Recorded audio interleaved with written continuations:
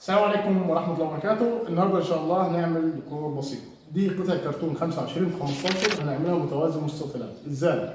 هنقيس من هنا كده 2 سم وهنوصل الخط ده. العكس الناحية التانية هنقيس هنا 2 سم ونوصل الخط ده وهنبدأ نقطعهم باستخدام المقص.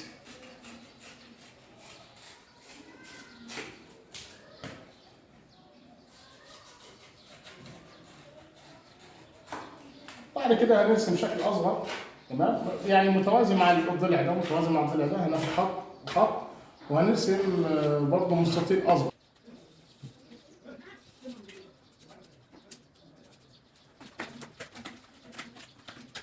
ودي الاسطمبة اللي احنا نشتغل بيها.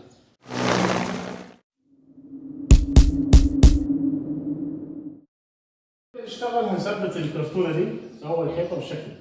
وقبل ما نثبتها هناخد علامة في تلت الكرتونة كده يعني بالظبط، تمام؟ زي ما انتم شايفين. ونبدأ نرسم الاسطمبة بتاعتنا باستخدام القلم بالشكل ده. الثانية يا جماعة هنثبت العلامة اللي احنا عملناها أول الاسطمبة، تمام؟ هي تيجي مظبوطة.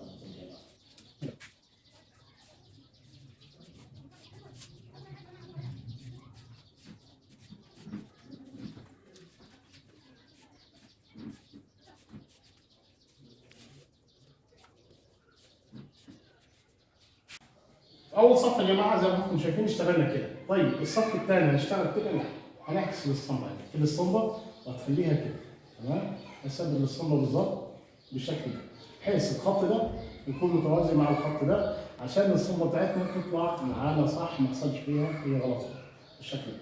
ونبدا نرسم الاسطمبه بتاعتنا. طيب الثانيه نفس الحكايه، طبعا هي كده هتجابل معانا مش مشاكل. انا عامل علامه برضه بس هي هتجابل يعني هتنزل صح.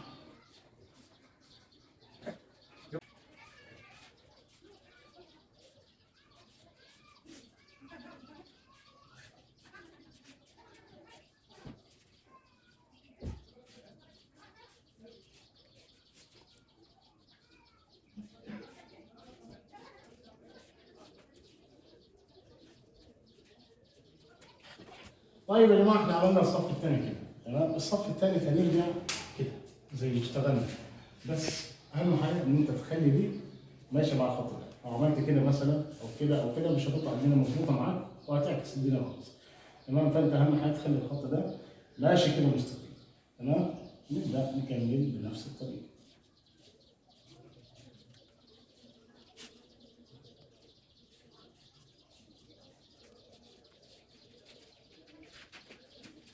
هناخد لزق عريض زي ده وهنبدا نبدا يا جماعه في الاشكال اللي احنا عملناها. يعني احنا زي كده مثلا، تمام؟ وهنشيل الحته زي اللي بتتقطع، تمام؟ وهنطلع الناحيه الثانيه نفس الحكايه. الخطوط يعني الناحيه الثانيه نفس القصه.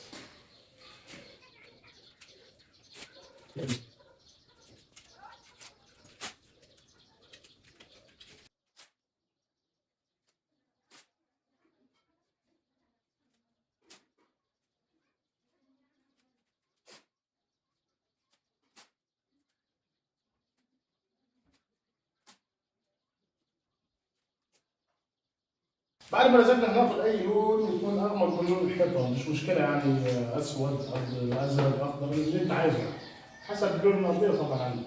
هنبدا ندهن على اللون الاساسي اللي عندنا بالشكل ده.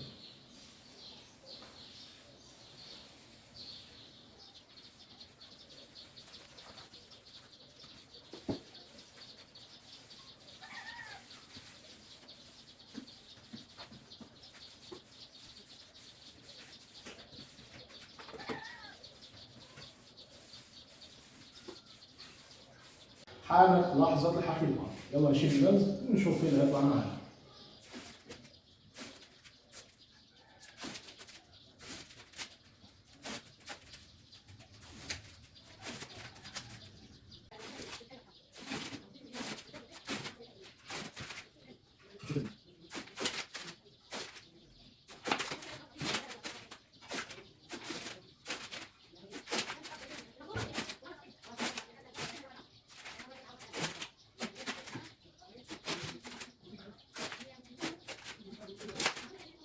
بس كده يا جماعه الشكل النهائي. طبعا الدفات اللي طلعت في اخر شكل دي علشان الارضيه بتاعتي كانت ربع لامع.